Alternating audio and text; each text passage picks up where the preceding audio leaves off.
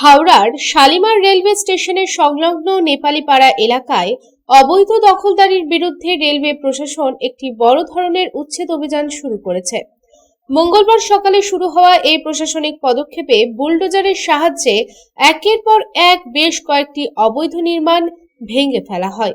অভিযান চলাকালীন আইন শৃঙ্খলা বজায় রাখতে এবং যে কোনো পরিস্থিতির মোকাবিলার জন্য এলাকায় বিপুল সংখ্যক আরপিএফ এবং স্থানীয় পুলিশ বাহিনী মোতায়েন করা হয়। জানা গেছে, নেপালিপাড়ায় রেলওয়ের জমি অবৈধভাবে দখল করে দীর্ঘদিন ধরে অনেক বাড়ি এবং অন্যান্য স্থায়ী ও অস্থায়ী নির্মাণ করা হয়েছিল।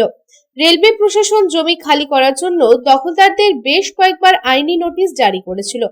তবে সময়সীমা পার হয়ে যাওয়ার পরেও জমি খালি না হওয়ায় প্রশাসন উচ্ছেদ অভিযান শুরু করতে বাধ্য হয়।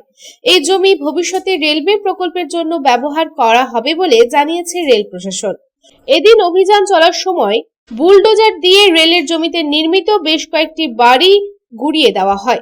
রেল প্রশাসন স্পষ্টভাবে জানিয়ে দেন যে খালি করা জমি ভবিষ্যতে গুরুত্বপূর্ণ রেল প্রকল্পের সম্প্রসারণ ও নিরাপত্তার জন্য ব্যবহার করা হবে।